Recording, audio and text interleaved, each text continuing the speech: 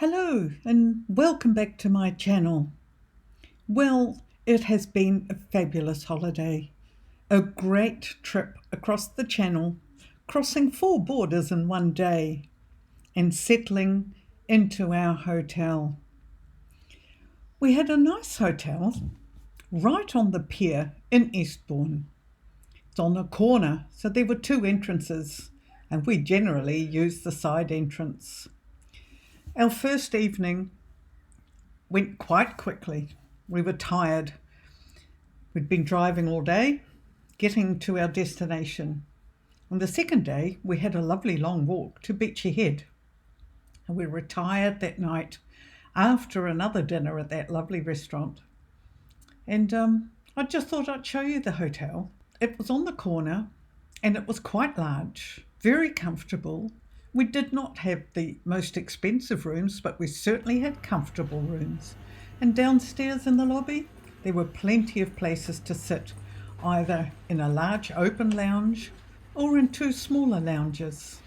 There was a music area, a sort of a theatre, and someone came and played live music one of the evenings we were there. And there was just plenty to do and lots to see. And access to the pier and the buses was just across the road. So it was a perfect setting for us. Come travel with us now as we explore more of Eastbourne. Our visit to Beachy Head gave us the taste for more cliff views. The day started a wee bit misty, so we decided to take the hop-on hop-off bus up to the Seven Sisters. Well, that was a perfect choice. Enjoy the view. Birling Gap, near Eastbourne in East Sussex, is part of a world-famous Seven Sisters chalk cliffs, one of the largest stretches of undeveloped coastline on the south coast.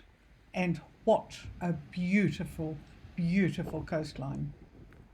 These chalk cliffs have an amazing history, so much that I've added some links below in the description box so you can read all about it. What an interesting and beautiful place to visit.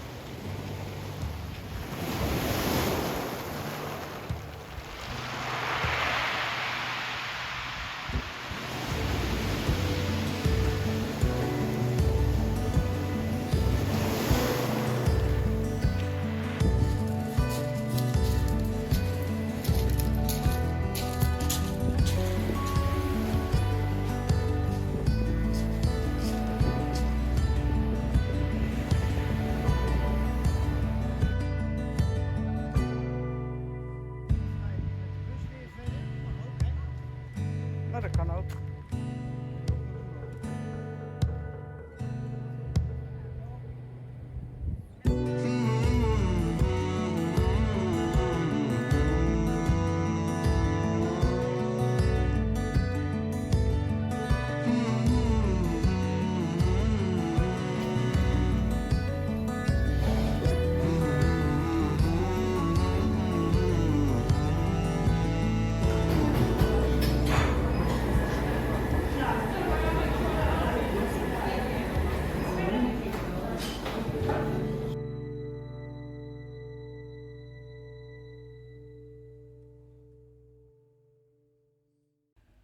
after a lovely coffee, and yes, I had to have something to eat. I was getting quite peckish.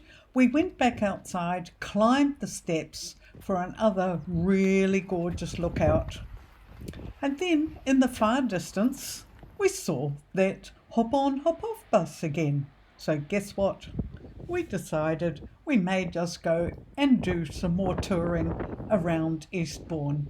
So we took a few more snapshots just to prove that we were there and walked down to the bus stop. So come ride with us.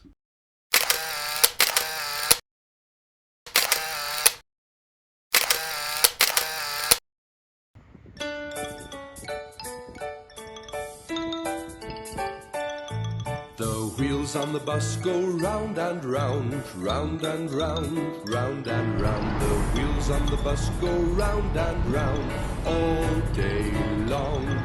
The horn on the bus goes beep, beep, beep, beep, beep, beep. The single track branch line to Eastbourne from Polegate on the Brighton to Hastings line was opened by the London, Brighton and South Coast Railway on the 14th of May 1849. And as the town became an ever more popular seaside resort, two further stations followed. The first in 1866 and the present station designed by F.D. Brick in 1886. Very little is known about the first station except it was a timber structure and was used between 1849 and 1866 when the station building was moved to Wharf Road and became a dwelling for railway families. A new station was then built. Eastbourne Station was listed as a Grade 2 monument on the 3rd of July 1981. What a great way to use this magnificent structure. Although I have to say, a few of the shops were empty. But I did see some workmen around doing some changes, so maybe they will be filled up again real soon.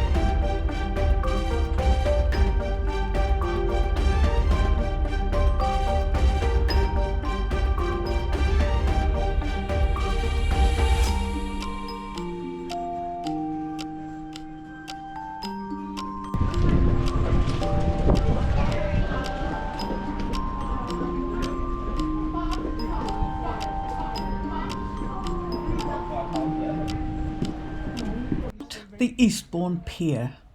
The proposal for a pier was first mooted at the end of 1863 and highly favoured by the town's mayor, landowner William Cavendish, the 7th Duke of Devonshire.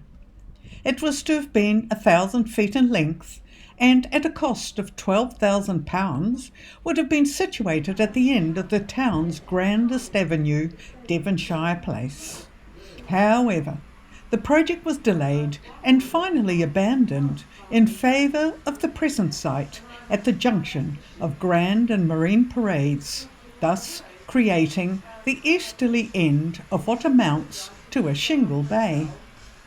Work began in April 1866, and 4 years later Lord Edward Cavendish opened the pier, although it wasn't completed until 1872. The pier is 300 metres long and built on stilts, which rests in cups on the seabed, allowing the whole structure to move during rough weather. Thank you. During the Second World War, part of the decking was removed and machine guns were installed in the theatre, providing a useful point from which to repel any attempted enemy landings. And a Beaufort anti-aircraft gun was sighted midway along the length of the pier.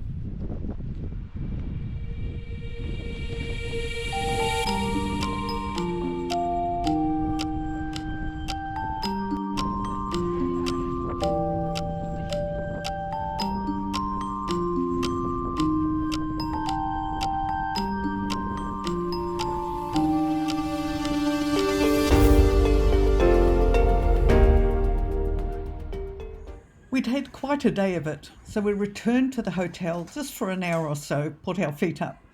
Then we walked along the boulevard because we really wanted to see all there was to see before we left.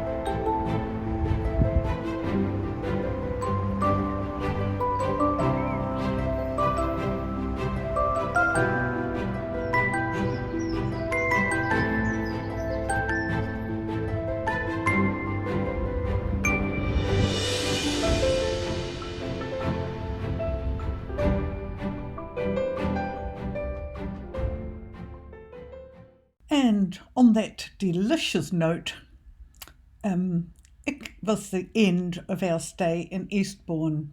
The next morning we had a breakfast in our room and packed up and made our way to Weymouth. I do hope you enjoyed this video. If you did, give it a thumbs up. I'd love to hear from you. And if you haven't subscribed yet, how about it? Because there's a lot more of beautiful England to come.